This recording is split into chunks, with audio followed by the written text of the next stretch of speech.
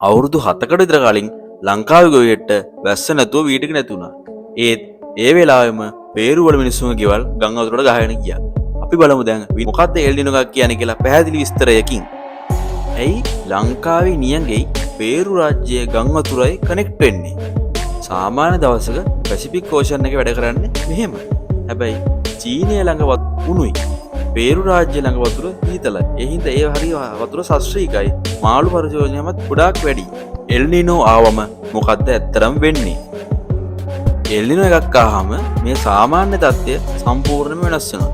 කලින් සීතල වතුර තිබ්බ පේරු වල තියෙන වතුර රස්නේ වෙනවා.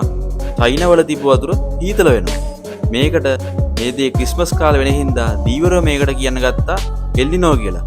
එල් නිනෝ කියන්නේ ස්පාඤ්ඤ භාෂාවෙන් පොඩි කොල්ලා කියන අර්ථය. මේක වෙනකොට ඇත්තටම මොකද වෙන්නේ? දුර්වල සුළං තත්ත්වය. සුළඟ නිකන් මැරිලා යනවා වගේ. ඒ කියන්නේ සුළඟ ගොඩාක් අඩපණ වෙනවා. එතකොට සුළඟ අඩු වෙලාම යනවා. උණු වතුර නැගෙනහිර පැත්තට යනවා. සුනාමියක් වගේ උණු වතුර නැගෙනහිරට යනවා. උෂ්ණත්වය ගොඩාක් වැඩි වෙනවා. ඒ වගේම තමයි සීතල වතුර උඩට එන්නේත් නැහැ.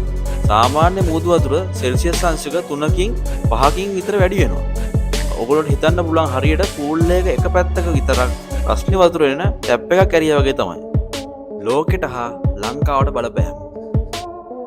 මුහුද උණු වෙනකොට වර්ෂාවේ පැටර්න් එක වෙනස් වෙනවා. වාතය ගමන් කරන විදියත් වෙනස් වෙනවා.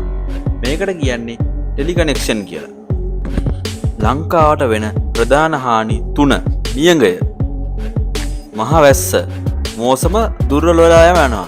හරියට 2016, 2019 හා 2023 වුණා වගේ තමයි. උෂ්ණත්වය වැඩි වෙනවා. සාමාන්‍ය උෂ්ණත්වයට වඩා කියන්නේ සෙල්සියස් අංශක 27 30ට වඩා සෙල්සියස් අංශක 1කින් 2කින් 3කින් විතර උෂ්ණත්වය වැඩි වෙනවා. ඒ වගේම තමයි සුළි ගුණාටු අඩු වෙනවා. හැබැයි ඉතින් ගුණාටුවක් ආවොත් එහෙම ඒවා ගොඩාක් විදිහට දරුණු වෙනවා. කොච්චර කාලයකට සැරයක් මේක වෙනවද? මේක සාමාන්‍ය තත්ත්වයක්ද? මේක හැම අවුරුදු 2කට 7කට සැරයක්ම වෙනවා. මේක ඇවිල්ලා සාමාන්‍ය නැචරල් සයිකල් එකක්. හැබැයි කාලගුණ වෙනස් වීම නිසා මේ පාර එල් නිනෝ එක ටිකක් දරුණු වෙයි කියලා විද්‍යාඥයෝ නම් කියනවා. එල් නිනෝ කියන්නේ අපිට පේන්නේ නැති අපේ ජීවිත වෙනස් කරන කාලගුණ තත්ත්වයක්. ස්පාඤ්ඤ වලින් කියනවා නම් පොඩි කොල්ලෙක්. හරියට නිකන් 2016 නියඟේ වගේ. ටිකට මේ channel එකත් එක්ක රැඳිලා ඉන්න. ඊළඟ වීඩියෝ එකේ මොකක්ද ඕනේ? subscribe කරන්න.